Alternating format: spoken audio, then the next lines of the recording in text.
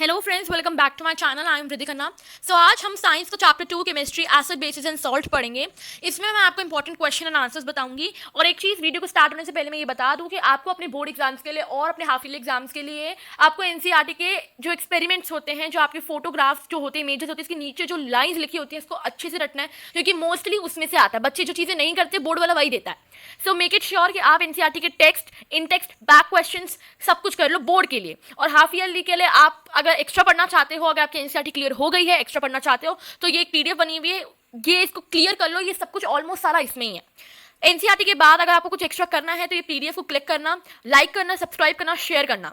सो पहला क्वेश्चन हम स्टार्ट करते हैं। Perform an experiment to prove that acid produces ions in aqueous solution. Yes, so आपको इस एक्सपेरिमेंट में ये परफॉर्म करना है कि कैसे एसिड्स जो है आयंस प्रोड्यूस करते हैं एक्वस सॉल्यूशन। एक्वस सॉल्यूशन सभी को पता है, 10th क्लास में आके एक्वस सॉल्यूशन क्या होता है, पानी। सो इधर हम ये इमेज देखते हैं, इन्होंने कैसे ये एक्सपेरिमेंट प्रूफ किया है। ये क्वेश्चन बहुत ज्यादा बार आता है और ये 3 नंबर का नहीं, 4 नंबर का नहीं, 6 नंबर का आता है। सो पहला इसका आंसर है, take about 1 gram of solid NaCl in a clean and dry test tube and set up apparatus as shown in this figure। तो आपको ये चीजें करनी है, पहले आपको ये डायग्राम बनाना है, साथ में ये भी लिखना है। अगला, add concentrated H2SO4 to the test tube. H2SO4 क्या होता है? Hydrochloric sulphuric acid. ठीक है। सो H2SO4 आपने टेस्ट ट्यूब में डालना है। उसके बाद an effervescence takes place, a gas is seen coming out of the test tube. So अब टेस्ट ट्यूब के आप देख रहे होगे कि कैसे गैस बाहर निकल कर आ रही है। अगला, the test tube gas coming out of the test tube with the help of litmus paper, there is no effect on the litmus paper. Yes, जब गैस बाहर निकल कर आ रही है, अगर हम उसके पास लिटमस पेपर रख रहे हैं तो उस लिटमस पेपर के ऊपर कोई चेंज नहीं है। बट अगर हम यही चीज हम मॉइस्ट लिटमस पेपर रखते तो वो क्या होता?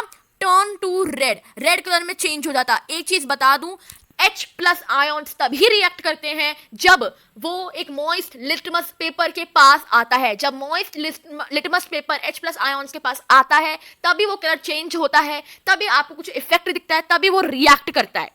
ठीक है। सो इधर इन्होंने यही किया 5th पॉइंट में कि now test the gas with the help of moist litmus paper, it turns red, it proves that hydrochloric acid gives out of H plus ions only the presence of water. Yes, so ये तभी होता है जब water होता है, जब पानी होता है। पानी तब होता है जब आपका H प्लस आयन्स होता है। ठीक है, ये आपके सारी रिएक्शंस हैं, सारी इक्वेशंस हैं। अगले क्वेश्चन पर आता है, difference between an alkaline and base. An alkali is a base that dissolves in water, it is soapy to touch and corrosive as H plus are released by acids and OH minus are released by bases. Neutralization between acid and base can be expressed as follows। yes, एक चीज बता देती हूँ, alkali और base में क्या difference है। जब अल्कली बेसिकली आपका एक बेस है जो कि जब हम इसको वाटर में डिसॉल्व करते हैं तो वो टच होने पर एक सोपी दिखता है, क्योंकि H प्लस आयन्स, मतलब H प्लस क्या होता है? वाटर होता है। जब वाटर मिल जाता है, H प्लस आयन जब रिलीज होने लग जाते हैं तो सोपी टू टच होता है। बट यहाँ पे अगर हम OH माइनस देखें तो मतलब बेस रिलीज कर रहा है वो। और neutralization between acid and base, इसका एग्जांपल देख लो, acid plus base is equals to salt plus water plus H plus OH is equals to H2O। वो बेसिकली इसमें ये कह रहा है, एसिड प्लस बेस अगर हम करें तो सॉल्ट प्लस वाटर निकलता है। अब एसिड हमारा क्या है? H प्लस, बेस हमारा क्या है? OH minus, salt plus water क्या हो गया? H2O। ठीक है। अब अगला question, process of dissolving acid और base and water is exothermic. Yes, ये क्वेश्चन 5 मार्क्स में आता है।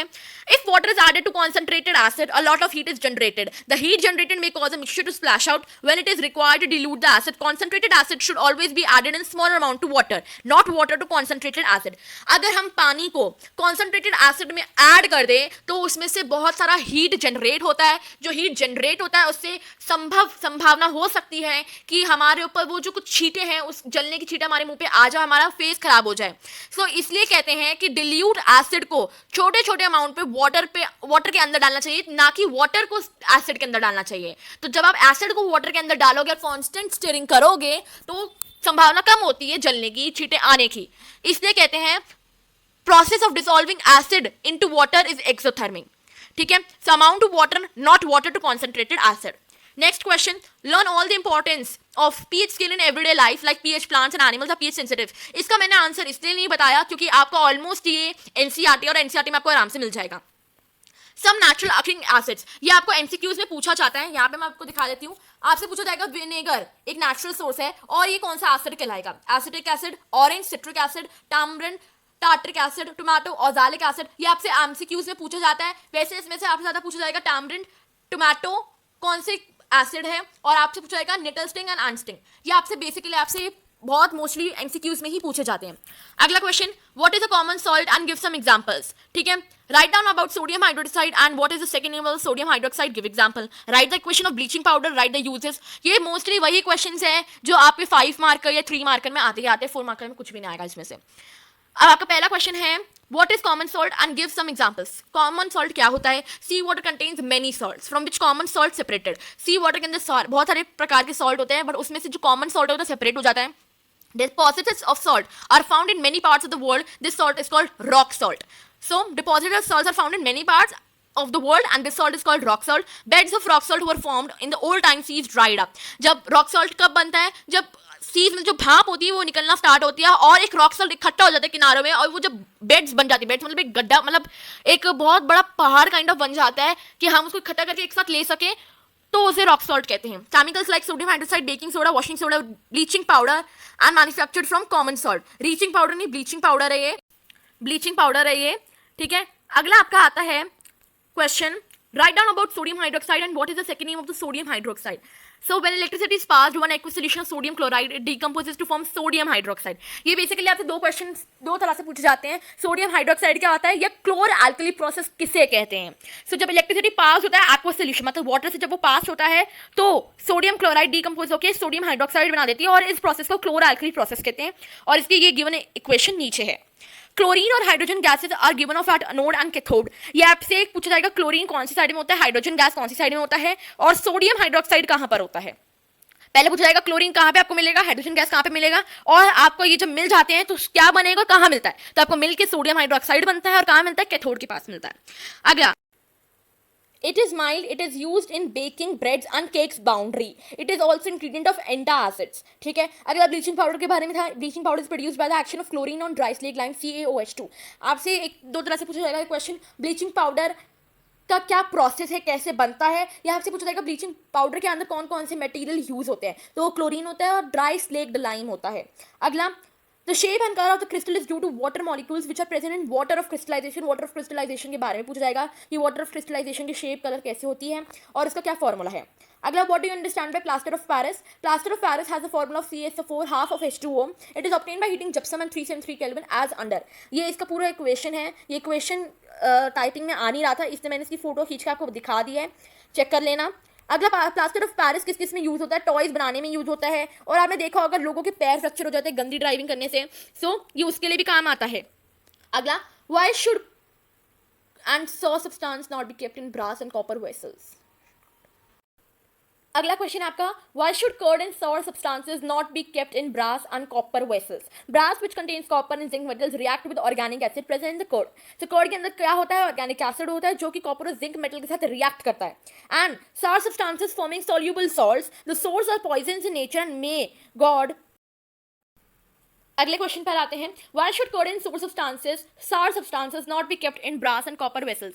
brass which contains copper and zinc metals react with organic acid present in the curd substance। yes, so curd substance के अंदर क्या होता है, ऑर्गेनिक एसिड होता है जो कि कॉपर और जिंक मेटल के साथ रिएक्ट कर देता है और sours are poison in nature and unfit for consumption. अगर हमने इसको ले लिया तो हमारा पॉइजन एक तरह से पॉइजनस नेचर होता है और हमको कंजप्ट करने में अनफिट रहेगा, अनफिट फॉर कंजप्शन।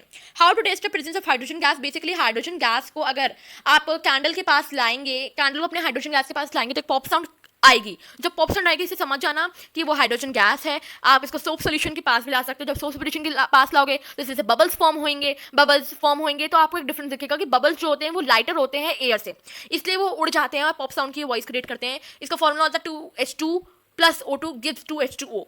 अगला क्वेश्चन बहुत इंपॉर्टेंट है, ऊपर भी मैंने आपको समझाया था। while diluting an acid why it is recommended that acid should be added to water not water to acid। इसका प्रॉपर आंसर ये है, ठीक है, इसका पूरा 5 मार्क के हिसाब से आंसर है फुल फ्लेश्ड, सो इसको अच्छे से याद कर लेना, ठीक है। अगला आपका क्वेश्चन है, why does the flow of N acid rain water into river make the survival of aquatic life in the river difficult. ऐसा क्या होता है जब एसिड रेन मतलब जब बारिश आती है और रिवर के अंदर जब वो बारिश आती है तो एक्वाटिक लाइफ मतलब एक्वाटिक लाइफ की क्यों सर्वाइवल, क्यों रहना उनका मुश्किल हो जाता है। When acid rain water flows into the river it makes the river water acidic. जब एसिड रेन वाटर के अंदर फ्लो करती है, रिवर के अंदर फ्लो करती है तो वो जो रिवर का पानी है वो acidic. Animals need a pH of 7 to 7.8 for survivals. Animals को जो रहने का जो रहने का पॉइंट है वो उनका है 7 to 7.8 pH, ठीक है। When acid rain water flows into the river, the pH of river water becomes a less than 7, just make the survival of aquatic life in the river difficult। ये अगर 7 to 7.8 से अगर pH level कम हो जाएगा तो aquatic life नहीं जी पाएंगे, aquatic life नहीं जी पाएंगे, इसलिए उनका जीना मुश्किल हो जाता है जब एसिड रेन रिवर वाटर के अंदर प्रोड्यूस होता है, ठीक है।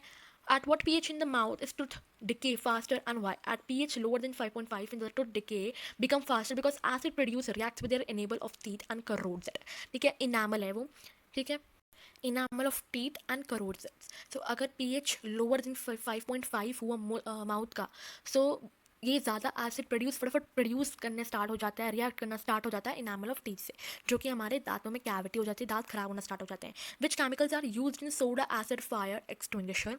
Soda hydrogen carbonate NaHCO3 and sulphuric acid H2SO4। So कौन से केमिकल्स प्रोड्यूस होते हैं सोडा एसिड फायर एक्सटिंग्विशर के अंदर? एक होता है सोडियम हाइड्रोजन कार्बोनेट और एक होता है सल्फ्यूरिक एसिड, ठीक है। सो आई होप कि आपको मेरी ये वीडियो बहुत अच्छी लगी होगी, समझ आया होगा। अगर समझ आया होगा तो मुझे कमेंट सेक्शन में ज़रूर बताना और मुझे ये ज़रूर कमेंट करना कि आप लोग कहाँ कहाँ से देख रहे हो, ठीक है। फिलहाल के लिए बाय बाय।